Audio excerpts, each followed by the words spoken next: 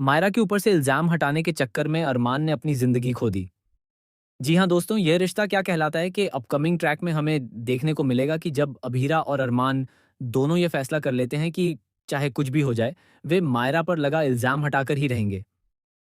इसके बाद अरमान कोयल और उसकी मां को ढूंढने के लिए जाता है, जबकि कोर्ट में अभीरा उसका इंतजार कर रही होती है, क्योंकि कोयल के बिना वह मायरा का केस नहीं जीत सकती। इंतजार के दौरान अचानक अरमान वहां पहुंचता है, लेकिन वह बुरी तरह घायल होता है और अभीरा से माफी मांगता है कि वह कोयल को नहीं ला सका। वह बताता है कि कोयल के मामा के गुंडे वहां आ गए थे और उससे लड़ाई में उलझकर कोयल को अपने साथ ले गए। यह सुनकर अभीरा बहुत दुखी हो जाती है, लेकिन वह हिम्मत नहीं हारती। वह जज से केस के लिए थोड़ी और मोहलत मांगती है, जिससे मायरा का केस आगे बढ़ जाता है। इसके बाद कहानी में दिखाया जाएगा कि जब अरमान और अभीरा समझ नहीं पाते कि अब क्या करें और कोयल को कहाँ ढूंढें, तब अरमान एक बड़ा फैसला लेता है कि वह किसी भी कीमत पर कोयल को कोर्ट में पेश करेगा, चाहे उसकी जान ही क्यों न चली जाए। यह सुनकर अभीरा डर जाती है और उसे ऐसा कुछ कहने से मना करती है। वह कहती है कि वे अपनी बेटी को सही सलामत घर लेकर आएंगे।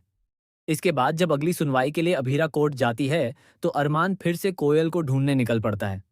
इस बार वह कोयल को सही समय पर कोर्ट पहुंचा देता है, लेकिन खुद वहां नहीं पहुंच पाता। खबर मिलती है कि अरमान गाड़ी समेत खाई में गिर गया और उसकी मौत हो गई। यह सुनकर अभीरा, मायरा और मुक्ति तीनों की हालत खराब हो जाती है। उन्हें समझ नहीं आता कि मायरा की रिहाई की खुशी मनाएं या अरमान की मौत का दुख मनाएं।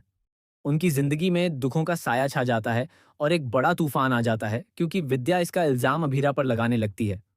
हालांकि इस बार अभीरा का साथ उसकी दोनों बेटियां देती हैं, जिससे उसे हिम्मत मिलती है। उसके सामने अब एक नई चुनौती है, अपनी दोनों बेटियों की अच्छी परवरिश करना।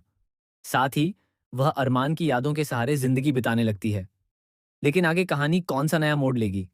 क्या अरमान खाई से गिरकर बच गया होगा? क्या वह फिर से अभीरा, मायरा और मुक्ति की जिंदगी में लौटेगा? जानने के लिए जुड़े रहें हमारे चैनल से।